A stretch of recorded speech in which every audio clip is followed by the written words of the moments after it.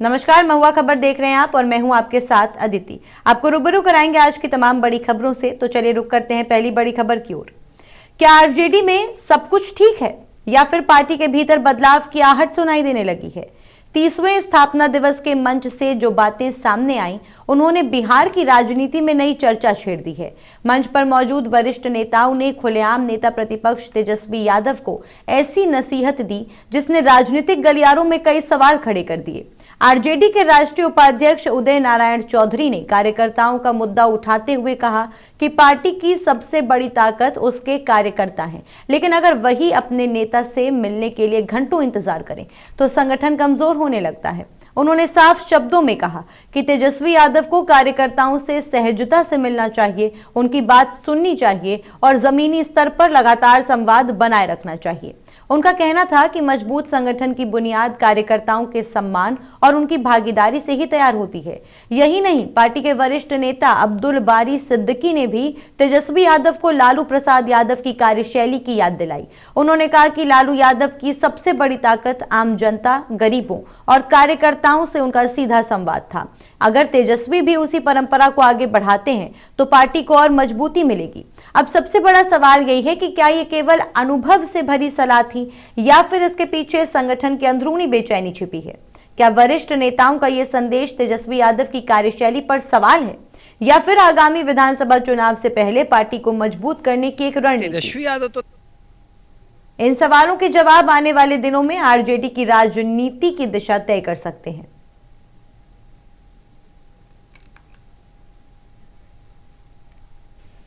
तेजस्वी यादव तो लालू प्रसाद यादव के नालायक लाल हैं। तेजस्वी यादव परिवारवाद की एक बहुत कमजोर इमारत हैं। बिहार की जनता ने तो इन्हें छोड़ ही दिया और बिहार की जनता से इन्हें कोई मतलब भी नहीं है। अब तो आलम यह है कि अपने पार्टी के कार्यकर्ताओं के लिए भी तेजस्वी के पास समय नहीं है। अभी देखिए, 5 जुलाई को राष्ट्रीय जनता दल का स्थापना दिवस होता है। चूंकि तेजस्वी को बिहार में बहुत ज़्यादा गर्मी लग रही है, बाहर उनको हिल स्टेशन पे जाना है, इसलिए स्थापना दिवस भी पहले मनवा दिया गया। 1 तारीख को मनवा दिया गया। आज तेजस्वी गर्मी से परेशान होकर के कहीं बाहर जा रहे हैं। तेजस्वी यादव तो लालू प्रसाद यादव के नालायक लाल हैं। तेजस्वी यादव परिवारवाद की एक बहुत कमजोर इमारत हैं।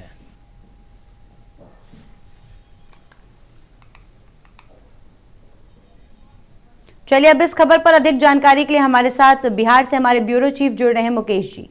मुकेश जी, सबसे पहले तो जानना चाहेंगे कि आरजेडी में सब कुछ ठीक है या नहीं है, क्योंकि जिस तरह से तेजस्वी यादव को नसीहतें दी गई हैं उससे तो लग रहा है कि काफी नाराजगी है आरजेडी के भीतर। बिल्कुल अदिति, देखिए आरजेडी के अंदर जो है ये लगातार ये खलबली मची हुई है। और आपने देखा होगा कि जब से विधानसभा चुनाव ये 2025 हुए, उसके बाद से ये जो आरजेडी को जितने सीटें आई, जो ये चूंकि सीटें उनकी जो है 75 से घट करके और ये मतलब सीधा जो है वो 35 पे आ गए।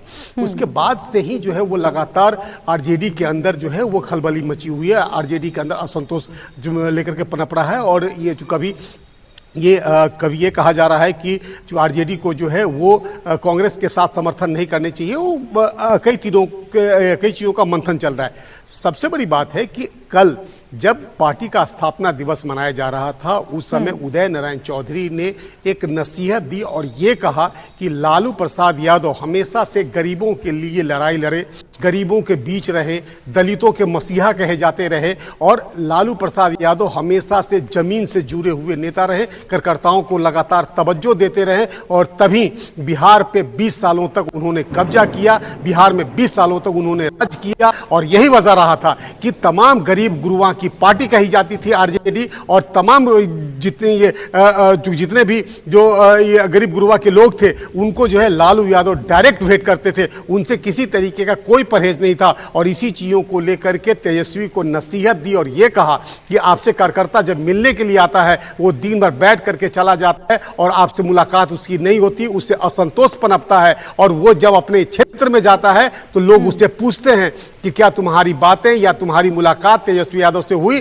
तो फिर वो जब वो जवाब देता है, उससे उस इलाके में भी जो है लोगों के अंदर असंतोष पनपता है, वहाँ के जो कार्यकर्ता हैं उनके अंदर जो असंतोष लेकर के पनपता है। तो जाहिर सा बात है कि इस चीज़ों को लेकर के कल जो है जब चूंकि स्थापना दिवस मनाए जा रहे थे, तो केवल उदय नारायण चौधरी ही नहीं, अब्दुल बारी सिद्दीकी ने भी जो है उन्होंने नसीहत दी और ये कहा है कि आप कम से कम कार्यकर्ताओं से लगातार मिले, कार्यकर्ताओं के बीच में रहे। और उसके बाद तेजस्वी यादव ने भी कहा कि आप लोग भी अपनी पसीना को बहाएं और अपने क्षेत्र में जाएं और अपने क्षेत्र में जाकर के उन तमाम लोगों से मिले जिनका और उनका तमाम जो दुख दर्द है वो पूरे तरीके से सुने और सुनने के बाद उस पर आप लोग ये कार्रवाई करें। अदिति।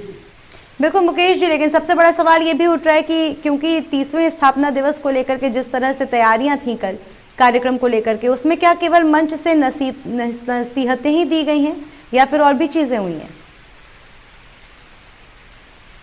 देखिए दीदी, जब भी स्थापना दिवस मनाया जाता है तो उसके अंदर कई बातें होती हैं। केवल ये चर्चाएं नहीं होती हैं कि पार्टी को मजबूत कैसे किया जाए। एक चर्चाएं ये बहुत ज़बरदस्त होती है कि पार्टी के जनाधार को कैसे रोका जाए, उसकी जो बुनियाद है उसको कैसे बचाया जाए।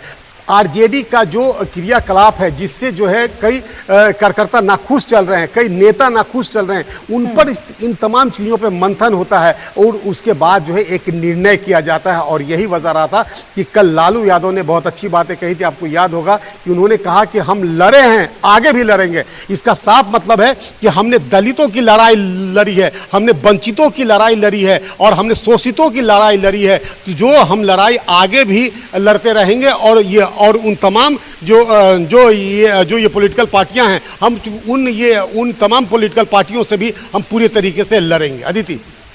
बिल्कुल मुकेश जी, लेकिन इसी के साथ एक और सवाल उठ रहा है कि जब विपक्ष की कमजोरी की बात आती है, क्योंकि हमेशा ये कहा जाता है कि विपक्ष काफी कमजोर है क्योंकि तेजस्वी यादव केवल ट्विटर बबुआ हैं। अगर आपको याद हो तो इस तरह का बयान भी सामने आया था कि वो जमीन पर नहीं आते हैं लेकिन हाँ ट्विटर पे बहुत एक्टिव रहते हैं। तो कहीं ना कहीं ये चीज अब सच होती दिखाई दे रही है क्योंकि उन्हीं के संगठन के लोग, उन्हीं के कार्यकर्ता इस बात को कह रहे हैं। देखिए दीदी, जाहिर सा बात है कि अभी विपक्ष पूरे तरीके से कमजोर है और यही वजह है कि विधानसभा के अंदर विपक्ष अपनी मजबूत उपस्थिति दर्ज नहीं करा पाती है। और जब भी कभी कोई ये किसी मुद्दे की बात होती है, किसी चर्चा की बात होती है, तो वहाँ जो है वो जो विपक्ष की भूमिका जितनी ज़बरदस्त होनी चाहिए, क्योंकि किसी भी सदन के अंदर विपक्ष बहुत बड़ी भूमिका होती है। किसी भी सदन को चलाने के लिए एक विपक्ष की एक बहुत बड़ी भूमिका होती है, जिस भूमिका में आपको याद होगा कि 2025 के पहले जो है जब आरजेडी थी तो वहाँ पर 75 की संख्या में थे और अब घट कर करके ये जो है 35 के संख्या में आ गए। तो जाहिर सा बात है कि विपक्ष के अंदर वो मजबूत स्तंभ जो था, जो संख्या बल था, वो संख्या बल पूरे तरीके से कमजोर है। और यही वजह रहा है कि लगातार तेजस्वी अपनी बातें जो है वो ट्विटर के माध्यम से कर रहा है। और केवल तेजस्वी ही नहीं, तमाम पार्टियां, वो चाहे बीजेपी हो, चाहे आरजेडी हो, चाहे वो जेडीयू हो, चाहे तमाम पार्टियां जो हैं वो ट्विटर के सांकेतिक लड़ाई कहा जाए तो सांकेतिक लड़ाई के मूड में है। अदिति। बिल्कुल मुकेश जी, क्योंकि तेजस्वी यादव को तो ये नसीहत दी गई है कि बिल्कुल अपने पिता जैसे बने, बिल्कुल लालू यादव जैसे बने और उन्हीं की तरह इस पार्टी को चलाने की कोशिश करें। इन नसीहतों पर तेजस्वी यादव की क्या कुछ प्रतिक्रिया रही है, ये भी जानना चाहेंगे। बिल्कुल, चूँकि अदिति आज चूँकि मौसम भी बहुत सुकुमार है और चूँकि बारिश भी बहुत ज़बरदस्त हो रही है, दूसरी तरफ ये है कि यूँ क्या है कि देखिए तेजस्वी यादव का अब तक कल से जो उन्हें जब नसीहत दी है तो नसीहत देने के बाद आज जो है वो चूँकि पटना में नहीं है, लेकिन जिस तरीके की चर्चाएं कल की गई है और कल स्थापना दिवस के माध्यम से ये तमाम जो बात है कि अभी तेजस्वी के जो उम्र है वो उस उम्र के पायदान पर भी वो नहीं है जहां से जो है चूंकि आदमी लालू यादव का जो उम्र है अभी 76 साल से ऊपर का है। और उस समय आप चूंकि जान सकती हैं कि इनका जो उम्र है, जो इनका ये तजुर्बा है, जो इनकी जो राजनीति करने की जो प्रक्रिया रही है वो काफ़ी मजबूत रही है। और बिहार में दो ही ऐसे नेता हैं जिन्हें जमीनी तौर पे जाना जाता है, या तो नीतीश कुमार हैं नहीं तो फिर लालू यादव हैं। और ये जो है धीरे धीरे जिस तरीके से परिपक्वता आनी चाहिए वो परिपक्वता अब धीरे धीरे आनी शुरू हुई है। लेकिन ये तमाम पार्टी के जो बड़े लीडर हैं, जो तमाम जो एक्सपीरियंसधारी हैं पार्टी के अंदर, जो है कोई भी जो ये विचार होते हैं वो विचार सीधा उनका एक्सपीरियंस जाहिर करता है। और यही बात है कि कल जो है लगातार जब ये जिस तरीके से कल जो स्थापना दिवस ये मनाया जा रहा था, उसमें जो है तेजस्वी यादव को इसी बात को लेकर के नसीहत दी गई कि आप कार्यकर्ताओं के बीच रहें, गरीब गुरुआ की बातों को सुने, कार्यकर्ताओं की बातों को सुने, ताकि वो अपने फील्ड में जाएं, वो अपने विधानसभा में जाएं। तो इस बात को जरूर बताएं कि तेजस्वी यादव का ये दिशा निर्देश दिया गया है और इसी दिशा निर्देश के तहत मुझे आगे काम करनी है। अदिति, ठीक है मुकेश जी, आपका बहुत बहुत धन्यवाद हमारे साथ जुड़ने के लिए।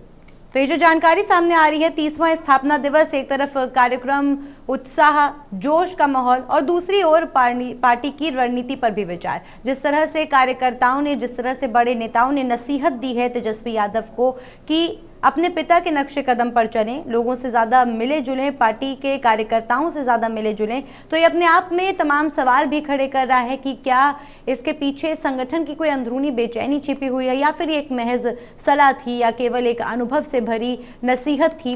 क्या वरिष्ठ नेताओं का ये संदेश तेजस्वी यादव की कार्यशैली पर एक सवाल उठाता है या फिर आगामी विधानसभा चुनाव से पहले पार्टी को मजबूत करने की एक रणनीति है, एक बातचीत है? तो तमाम सवाल उठे हैं और देखना होगा कि आने वाले दिनों में आरजेडी की राजनीति की दिशा क्या कुछ तय करती है।